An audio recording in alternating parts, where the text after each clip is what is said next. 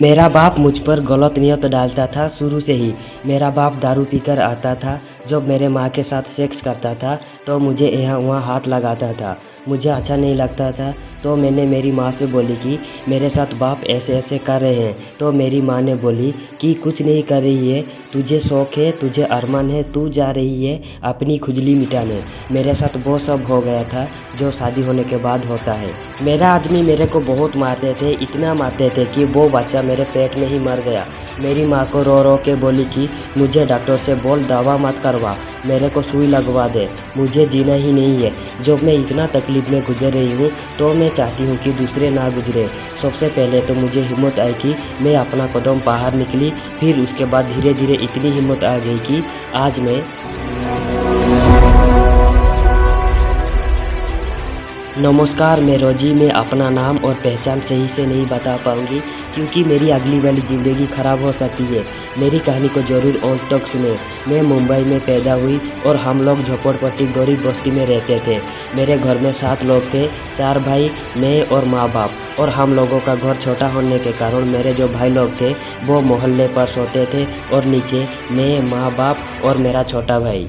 लेकिन जगह कम होने के कारण मेरे माँ मेरे भाई को कोने में सुलाती थी, फिर उसके बाजू में मेरे बाप सोते थे, फिर मुझे सुलाती थी और बाद में खुद सो जाती थी। तो मुझे थोड़ा अच्छा नहीं लगने लगा तो मेरे बड़े भाई से बोला, तो बड़े भाई बोला कि हम लोग नहीं सुला सकते, कभी गलत हो गई तो हमसे क्या करेंगे। तो मेरे बड़े भाई डांट के मुझे नीचे ही सुलाता था। तो मेरे माँ मुझे धीरे धीरे मेरे बाप के पास सुलाने लगी उस तरफ, मैं और फिर मेरे माँ बाप सोते थे। तो मेरे बाप मुझ पर गलत नियत डालता था शुरू से ही। जब मेरे माँ के साथ सेक्स करता था तो मुझे उंगली करता था, इधर उधर हाथ लगाता था, यहाँ हुआ।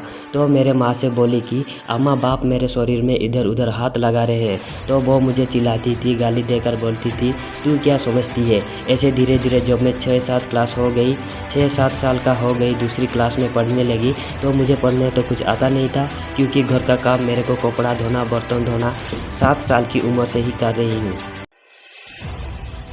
दिन भर काम करके रात को वहाँ पानी आता था 8 बजे, 8 से 12 बजे तक पानी आता था। रात को ही कपड़े धोने का काम करती हूँ।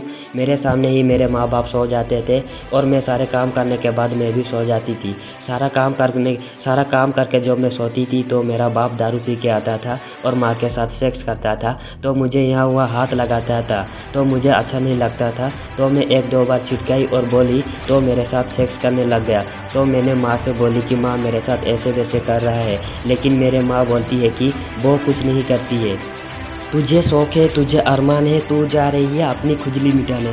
पता नहीं मेरे माँ ऐसे क्यों बोलते थे, मुझे नहीं समझते थे। तो जब तक मेरा 10 साल आयु हुआ तब तक मेरे बाप मुझे करता रहा। जब मैं थोड़ी बड़ी हो गई तो समझ आया और उस समय मेरे मुमानी आई थी और बोली कि बेटा, कोई भी लड़का, भाई या और कोई, बाप का तो उन्हें पता नहीं था तो वो कुछ बोला नहीं। वो मुझे बोले कि लड़के से दूर रहना, लड़कों को हाथ पकड़ने नहीं देना।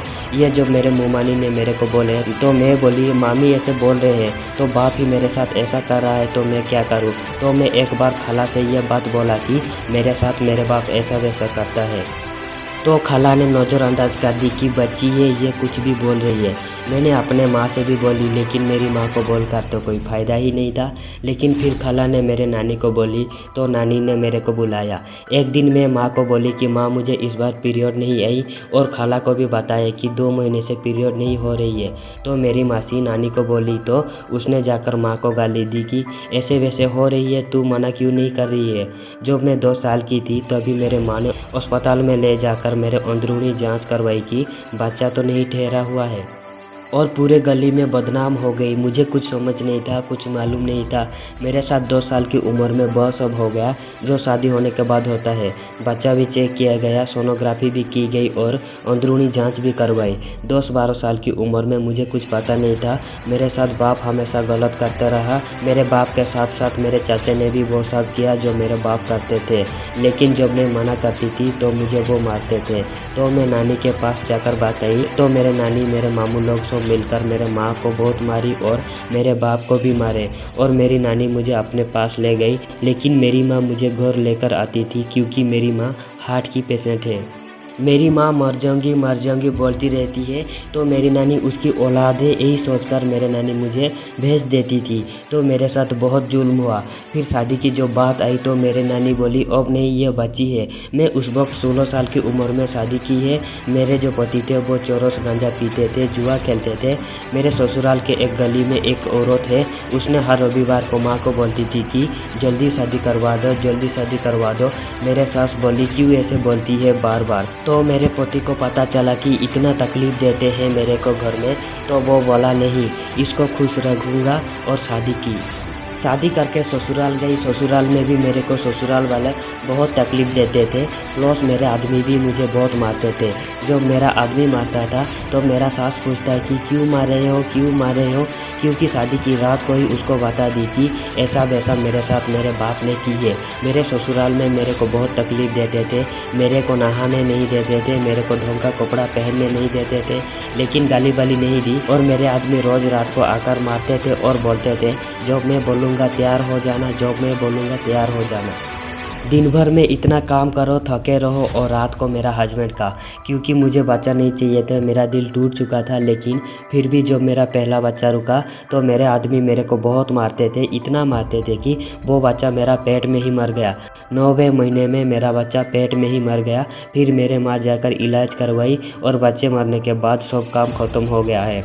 लेकिन जब मेरे कमर ऑफाइस हो गई थी, मैं बिस्तर पर पड़ी रही। 6 महीना सब कुछ बिस्तर पर ही होता था। लेकिन तो मैं मेरे माँ के घर पर थी। मैं तो पहले से ही घर में बोझ बनी थी और शादी के बाद और भी भारी हो गई, तो मुझे बहुत टॉर्चर देते थे। माँ बाप और छोटा वाला भाई मुझे बहुत सताते थे। मुझे लगा जी के कोई फ़ायदा नहीं है, तो मैं माँ को बोली डॉक्टर को बोल कि दवा मत दे, मुझे सुई लगवा दे, मुझे जीना ही नहीं। लेकिन मेरी माँ नहीं सुनी, ऐसे कैसे मरवा दूँगी। मैं बोली मेरी ज़िंदगी ख़राब करने से मुझे मरवा ही देना, तू भी खुश मैं भी खुश। लेकिन मेरी माँ ऐसा नहीं करी। 6-7 महीना इलाज करी। इसके बाद मेरे भाई ने धीरे धीरे चलना सिखाया। 8 महीने लगा मुझे चलने को सीखने के लिए। फिर जब मैं थोड़ा ठीक हो गई तो मेरा आदमी आकर बोला घर चलो। मेरे माँ बोली डिवोर्स ले लो। जब मैं तुम लोगों को शादी से पहले ही बस थी, अगर मैं डिवोर्स ले लूँ तुम लोग क्या करोगे। पहले मेरा बाप ऐसा था, वो तो और फ़ायदा उठाएगा। उसने बोला तुझे सब पता है, इसलिए मैं आज तक डिवोर्स नहीं दी। तकलीफ़ तो बहुत थी, जीने लायक तो था ही नहीं। अगर डिवोर्स दे दूँ तो मेरी ज़िंदगी और बदतर हो जाएगी, और मेरा आदमी का भी समझ सही नहीं है। 8-10 साल से कुछ है ही नहीं, लेकिन मैं झेल रही हूँ। फिर मुझ पर शौक करता है, इतना मारता था कि मेरा बाल काट दिया था। मेरा शरीर पर इतना मारता था कि बोल नहीं सकती। मैं देहात में आ जाती थी। 4-4 दिन मैं देहात में रहती थी कि क्या होगा मेरा। रात को 2-3 बजे 10-12 किलोमीटर भागती थी बेटी को लेकर, किसी के भी घर पर घुस जाती थी। इतना तकलीफ़ में रहती थी। मेरा हस्बैंड कुछ काम का नहीं था, इसलिए मैं अपना घर संभालने के लिए खुद का काम किया, टेलर का। किसी का कपड़ा सिलता था, किसी का सूट सिलता था, किसी का परौदा। ऐसा काम करते करते एक जेंट्स ने मुझे बोला मेरे पास चोड़ी सिलने का काम है, जेंट्स चोड़ी। तो मैं बोली हाँ मैं करूँगी। 2 रुपया एक चोड़ी का देता था, तो चोड़ी लेकर सिलती थी। मेरे घर में दरवाज़ा नहीं था। 6 महीने तक मेरे घर में दरवाज़ा नहीं था, बिना दरवाजे के हम लोग रहते थे। तो एक दिन मेरा आदमी मेरे साथ बहुत सेक्स किया, तो मैं चिल्लाने लगी, बड़बड़ करने लगी कि तू किसी काम का नहीं, क्या फ़ायदा है, खाली मेरे को लाकर छोड़ देता है। तो ऐसे झगड़ा लगते समय उस आदमी ने सुन लिया। सुनने के बाद जब मेरा आदमी घर से चला गया तो वो आकर मेरे से बोलने लगी कि तेरा आदमी किसी काम का नहीं है। मैं सोची इसको कौन बोला। मैंने बोली मेरे आदमी ने कुछ बोला है क्या। तो वो बोला नहीं, सब सुन लिया, सीढ़ी में खड़ा हुआ था क्योंकि दरवाज़ा तो था ही नहीं घर में। बोली मैं तुम्हारी कमी पूरा करूँगा। मैं बोली मुझे कोई ज़रूरत नहीं है, अगर मेरा आदमी सही रहता तो मेरा फ़ायदा उठाने का कोई सोचता नहीं। 3 आदमी मुझे ऐसे बोल चुके हैं तलाक, क्योंकि दरवाज़ा ना होने के कारण कोई भी आना जाना करते हैं बिंदास। लेकिन मैं अभी तो कुछ गलत करी ही नहीं और सोचती भी नहीं। मैं सोचती हूँ कि मेरे आदमी सही हो जाए तो सब सही हो जाएगा। ऐसे ही सिलाई का काम करके अपनी बच्ची को पढ़ाती हूँ, काम करके उन लोगों को पढ़ाती हूँ। लेकिन मेरे बच्चे म्युनिसिपल स्कूल में पढ़ते हैं, फिर भी वहाँ पैसे लगता है। बच्चे को स्कूल भेज देती हूँ 12:30 बजे। भेजने के बाद मैं बैठ जाती हूँ सिलाई करने। कभी कभी रात को 1-2 बजे तो काम करती रहती हूँ, तब जाकर मेरा घर चलता है। मैं इसलिए पढ़ाना चाहती हूँ कल को मेरा बच्चा को किसी के आगे हाथ फैलाना ना पड़े। मेरे बच्चे खुद अपने दम पर जी सके, अपना मेहनत करके अपना घर संभाल सके, किसी का मुमताज ना रहे, किसी के आगे हाथ फैलाना ना पड़े। ये मेरी कोशिश है और हमेशा रहेगा कोशिश। मैं पहले भी एक संस्था में काम करती थी, एनजीओ था, उसमें जुड़ी हुई थी झोपड़ी बचाने का। तब से लोग मुझे जानने लगे हैं। तो कुछ भी बस्ती का होता है, गटर नहीं है, गली नहीं है, या एरिया में कोई समस्या है, कहीं मारामारी हो रही है, पानी का समस्या है, कहीं भी कुछ भी होता है, मैं जो संस्था में जुड़ी हुई थी ना, घर बचाओ घर बनाओ आंदोलन में, तो वहाँ से मेरा लोग से पहचान हो गई। एक घर था, एक घर को बचाने के लिए मुझे जी जान लगाना पड़ा, क्योंकि उसकी सिवा कोई सहारा नहीं है। तो उस हिसाब से लोग मुझे जानने लगे हैं और मैं मुंशी में काम करते करते मुझे लोग पहचानने लगे हैं। तो कुछ भी तकलीफ होती है, लोगों का एक उम्मीद है कि इसके पास जाएंगे तो हमारा काम बन जाएगा। तो सब मेरे पास आते हैं। किसी का गटर का समस्या है, किसी का पानी का समस्या है, किसी का गली का समस्या है, कोई घर में परिवार में समस्या है। सबका दुख सुनती हूँ मैं, लेकिन अपना दुख बता नहीं सकती, क्योंकि वो हमसे उम्मीद मांग रहे हैं। अगर हम उनसे मदद मांगेंगे तो क्या मतलब होगा। इसलिए मैं उन लोगों का सब सुनती हूँ, उनको भी सलाह देती हूँ, राय देती हूँ। मैं चाहती हूँ कि मैं इतनी तकलीफ में गुजर रही हूँ तो दूसरे ना गुजरे, इसलिए मैं हर एक का मदद करती हूँ। आज मैं मोहताज हो गई, कल को तुम ना रहो, इसलिए सुनने से थोड़ा मन हल्का हो जाता है, किसी को बताने से। इसके साथ साथ मैं स्नेह संस्था के साथ जुड़ी। एक औरत ने बोले कि इधर तुम्हारा हर समस्या का हल होगा, तो मुझे वहाँ लेकर गए। वहाँ प्रतिभा मैडम थे, उसके पास लेकर गई। उन लोगों ने मेरे से 2-3 बार काउंसलिंग की, क्या बात है क्या नहीं, तो मेरा पति का भी बात बताई। तो 5-6 लोग मेरे घर आकर मेरे हस्बैंड को समझाए कि ऐसा जो तुम कर रहे हो ये गलत है, तुम खर्चा पानी नहीं देते हो, तुम औरत को खुश नहीं रखते हो, ये नहीं करना चाहिए। बहुत समझाया उनको। मेरा हस्बैंड उठकर भाग रहा था, तो मैडम ने उसको घसीट के बैठाया और बोले कि ऐसा नहीं करना चाहिए तुमको। मेरे को थोड़ा हिम्मत आई। उसके बाद धीरे धीरे इतनी हिम्मत आ गई कि आज मैं 10 औरत को बोलती हूँ कि चलो अपने हक के लिए लड़ो। और मैं उन लोगों को लेकर जाती हूँ और मेरी बात लोग सुनते भी है, क्योंकि वो लोग देखते हैं कि मैं खुद इतनी तकलीफ में हूँ, लेकिन मैं उन लोगों की मदद करती हूँ। कहीं न कहीं लोग ये भी सोचते होंगे कि तकलीफ में रहकर भी हमारी मदद कर सकती है, तो हम अपनी मदद क्यों नहीं कर सकते हैं। मैं चाहती हूँ कि हर कोई अपनी मदद खुद करने की सोचे। जब तक मैं नहीं सोचूंगी कि खुद की मदद करूँ तो कोई कुछ नहीं कर सकता। सबसे पहले तो हमको अपने आप को हिम्मत दिलानी है, खुद को तैयार करना है कि अपनी लड़ाई खुद लड़ सको। हम खुद की लड़ाई के लिए तैयार हैं तो दूसरे के भी लड़ सकते हैं।